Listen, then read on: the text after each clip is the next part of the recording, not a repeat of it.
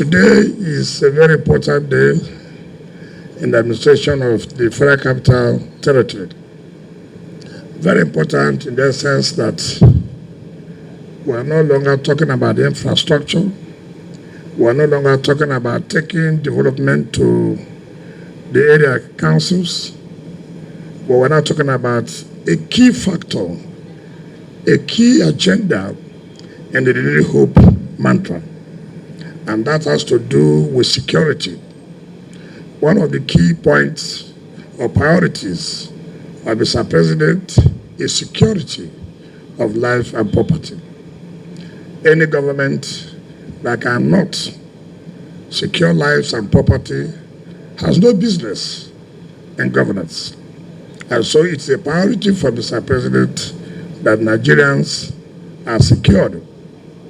And who are those that are responsible? It is our various security agencies, the Army, the Navy, the Air Force, the police, the civil defense, the state security services, and all of that security agencies.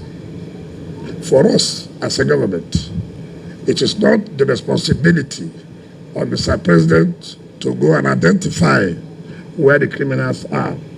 It's not my responsibility or the Minister of State responsibility to go and engage criminals, but it is our responsibility to provide the tools for the security agencies to confront these criminals and make sure we sleep with our two eyes closed. If we do not play this role, it will be difficult for our security agencies to be effective to carry out this function of securing lives and property. You know what I found out with Nigerians, or some Nigerians, let me not say with Nigerians, is that if they know the enormity, the role security agencies have been playing to secure our lives, all we owe them every time is to continue to pray for them, for their lives. The only thing we remember that there was an incident yesterday, but we forget that the security agencies have stopped so many of those incidents that would have taken lives and destroyed properties. If one incident happens, we do as if security agencies are not doing anything. Every day I get security reports, and I know the efforts of security agencies. If we avail you with what the security agencies do every day, day and night, you'll be surprised. The kind of crimes they have stopped, the kind of criminals, every day they arrest to make sure that we move on with our lives, we carry out our businesses without any hindrance. So we must at all times continue to support them, pray for them. They're also human. They have families. Sometimes they go out and engage criminals. Sometimes they lose their lives. For whose interest? For our own interest.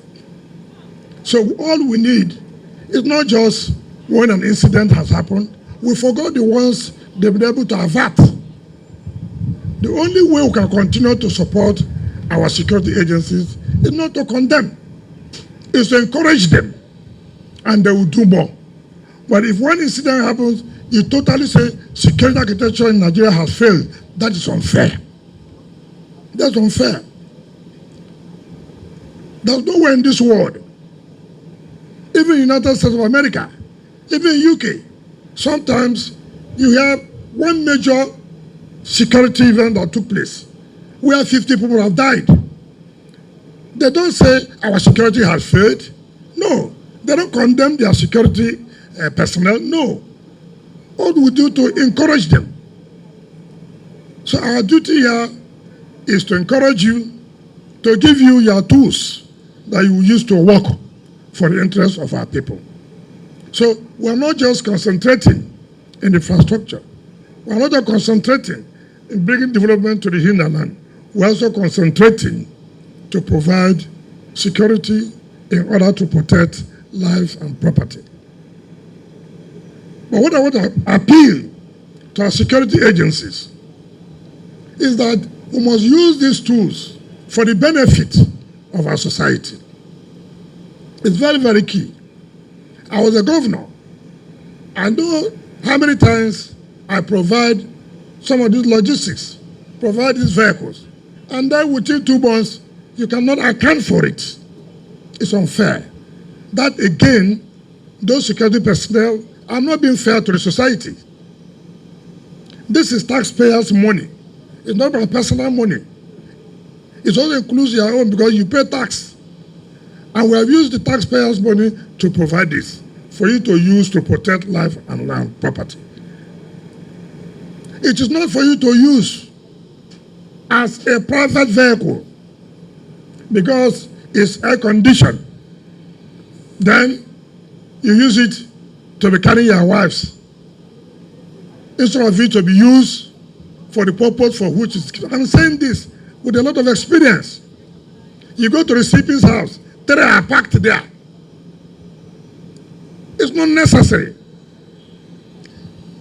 You go to the civil defense, the head, 2 are parked there. Doing what? When he's going to church or on mosque, he drives it. You go to the director of SSS, you see one fine one is parked there. It is not for that purpose. These vehicles are to be used both in the rural areas and in the city. So that these criminals will know that we are ready for them, that we are battle ready for them. And you are doing a wonderful job as far as the city is concerned. But our Air Force must be taken to the rural area because it's been hectic. Let it not be that the people will not feel the presence of these vehicles. When these criminals, they are watching us now. They know. And let us tell them that, yes, yesterday you escaped, but today you are likely not to escape. Let them know that you are serious. Make these residents, those who carry out business in Abuja, to feel free, to move around in the night, to move around in the daytime. Give them that confidence. Give them that hope. And that is why we are doing what we are doing today. With what you have done, with what you have done in FCT, by reducing the level of crime, we commend you. Some people will never commend you. There are those who will never say anything good in their life. It's their nature. And there's nothing you can do about that. Don't relent. We are here to give you support. And so, on behalf of the FCT, on behalf of Mr. President, I want to sincerely say that whatever the security agencies need for them to combat crime, we are ready to give. We are ready to give. Because when we came on board, one of the things I found out was that I had it for them to have a good car. I mean, logistic vehicle like this. And we said, that cannot be. The other communication gadgets that are provided there, which you have to use in doing your work, we are ready to do our own part. You also will be ready to do your own part. I believe with the commitment you have shown, God will be on our side. We'll continue to provide the best for our people. Let me therefore invite the representative of the Commissioner of Police. Where is the Director of Security Services? Okay. Where's the...